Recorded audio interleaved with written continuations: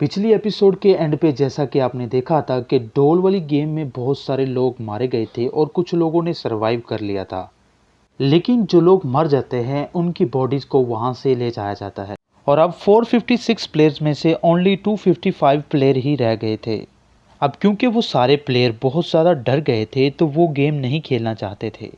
लेकिन जैसा कि रूल नंबर 3 था कि अगर मेजॉरिटी चाहे तो वो इस गेम को छोड़कर जा सकते हैं। इसीलिए फ्रंटमैन यानी उनका लीडर उन सब की वोटिंग करवाता है। लेकिन इससे पहले उन्हें प्राइज मनी दिखाई जाती है, यानी वो पैसे जो विनर को मिलेंगे। लेकिन इन केस अगर कोई गेम छोड़कर चला जाएगा तो ये सारे पैसे जो मर गए हैं उन प्लेयर्स की फैमिलीज को मिल जाएंगे और ये prize money total 45 billion wons होती है। इसके बाद वोटिंग करवाई जाती है जिसमें मेजॉरिटी इस गेम को खेलना नहीं चाहती थी, तो इसीलिए गेम को यहीं पर स्टॉप कर दिया जाता है। लेकिन अगर फ्यूचर में वो लोग चाहें तो इस गेम को दोबारा ज्वाइन कर सकते हैं। इसके बाद सभी लोगों को उनके घरों पर छोड़ दिया जाता है। सियोंग पुलिस स्टेशन जाता है और पुलिस ऑफिसर को सारी बात बता देता है। उन्हें उसकी बातों पर यकीन नहीं होता और उल्टा वो लोग उसे पागल समझने लगते हैं। इसके बाद सियोंग उन्हें वो कार्ड दिखाता है, लेकिन हैरान करने वाली बात ये थी कि जो कार्ड के ऊपर नंबर था वो रॉन्ग था। इसके बाद सियोंग जब घर जाता है तो उसकी मदर वहां पर मौजूद नहीं होती। दूसरी तरफ सियोंग का क्लासमेट सेंगू अपनी मदर को छुपकर देख रहा होता है और तभी वहां पर सियोंग भी आ जाता है। अब यहाँ पर सेंगवू अपसेट होते हुए सियोंग को बताता है कि मेरे ऊपर 6 बिलियन वॉन्स का कर्ज है। वो उसे बताता है कि मैंने क्लाइंट से पैसे लेकर स्टॉक मार्जिन में लगा दिए थे और बदकिस्मती से वो सारे पैसे डूब गए। और तभी सियोंग के पास हॉस्पिटल से कॉल आती है। सियोंग की मदर का पाँव काफ़ी इंजर्ड था और डायबिटीज़ की ट्रीटमेंट ना होने की वजह से उनका जख्म और भी बढ़ता जा रहा था। तब डॉक्टर सियोंग को बताते हैं कि आपकी मदर का इलाज हो सकता है और इसके लिए हमें इनका पाँव काटना होगा। लेकिन इस ऑपरेशन में बहुत सारे पैसे लगने वाले थे और जाहिर सी बात है सियोंग के पास भी इतने पैसे नहीं थे। इवन उसने अपनी मदर के इंश्योरेंस के पैसे भी उड़ा दिए थे। तभी इसीलिए सियोंग पैसे मांगने के लिए अपनी वाइफ के पास जाता है, लेकिन उसकी वाइफ उसे पैसे देने से इनकार कर देती है।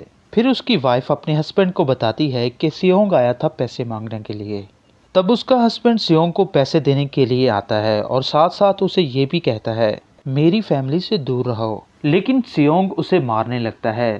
तभी वहाँ पर उसकी बेटी भी आ जाती है। इसके बाद सियोंग का एक फ्रेंड अपने बॉस के पास पैसे मांगने जाता है, लेकिन उसका बॉस उसे पैसे नहीं देता, इसलिए उन दोनों के दरमियान फाइट होती है। फाइट के दौरान उसके बॉस का हाथ मशीन में आ जाता है और इस मौके का फायदा उठाते हुए सियोंग का फ्रेंड पैसे लेकर वहां से भाग जाता है। इसके बाद सियोंग का फ्रेंड अपने घर आकर अपनी वाइफ से कहता है कि पैसे लो और पहली फ्लाइट से चली जाओ। इसके बाद साइब्यूक एक एजेंट से मिलती है क्योंकि उसने अपनी मदर को नॉर्थ एरिया से साउथ एरिया में लाना था। सेब्यूक वही लड़की है जिसने सियोंग की जेब काटी थी, लेकिन यहाँ अपनी मदर को लाने के लिए सेब्यूक को काफ़ी ज़्यादा पैसों की ज़रूरत थी।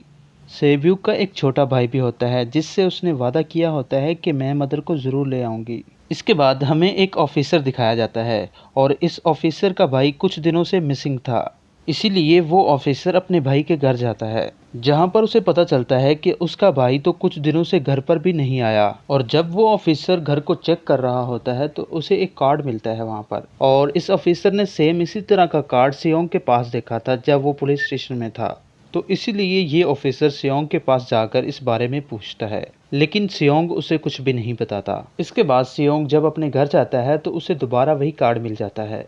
अब सियोंग डिसाइड करता है कि वह दोबारा उस गेम को ज्वाइन करेगा, इसीलिए सभी प्लेयर्स को एक शिप के पास ले जाया जाता है। वो ऑफिसर भी गाड़ियों का पीछा करते हुए उस शिप तक आ जाता है। वो एक गार्ड को मारकर पानी में फेंक देता है।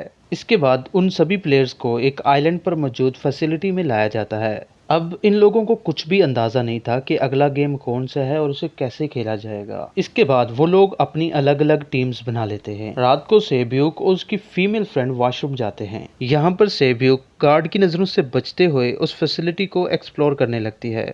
तभी वो देखती है कि गार्ड्स बड़े बड़े बर्तनों में कुछ बना रहे हैं, लेकिन गार्ड्स को शक हो जाता है, इसलिए एक गार्ड वॉशरूम्स को चेक करने के लिए आता है, लेकिन तब तक सेब्यूक वापस आ चुकी थी। इसके बाद सेब्यूक अपनी फीमेल फ्रेंड को वो सब कुछ बता देती है जो उसने देखा था, लेकिन यहाँ पर सेंग वो उन दोनों की बातें सुन लेता है और वो सेब्यूक से इस बारे में पूछता है, जिस पर सेब्यूक बताती है कि वो बड़े बड़े बर्तनों में कुछ बना रहे थे। इसके बाद उन सभी प्लेयर्स को प्लेग्राउंड में लाया जाता है जहाँ पर उनके सामने 4 शेप्स थी और उनको उन 4 शेप्स में से एक शेप को चुनना था। अब यहाँ पर सेंगवू को पता चल जाता है कि गेम क्या है और क्या करना है। वो सियोंग को बताता है कि सब ने अलग अलग शेप्स को चुनना है। इसके बाद उन सबको एक छोटा सा बर्तन दिया जाता है और उसमें शेप्स बनी हुई हैं। अब गेम ये होती है कि उन सबको किसी न किसी तरह से उस शेप को बाहर निकालना है, लेकिन अगर शेप जरा सी भी खराब हुई तो उन्हें एलिमिनेट कर दिया जाएगा, यानी मार दिया जाएगा। अब यहाँ पर सेंगवू तो इजीली उस शेप को बना लेता है, लेकिन सियोंग इतना घबरा जाता है कि उसकी हालत खराब होने लगती है। लेकिन किसी न किसी तरह करके वो इस गेम को भी मुकम्मल कर लेता है।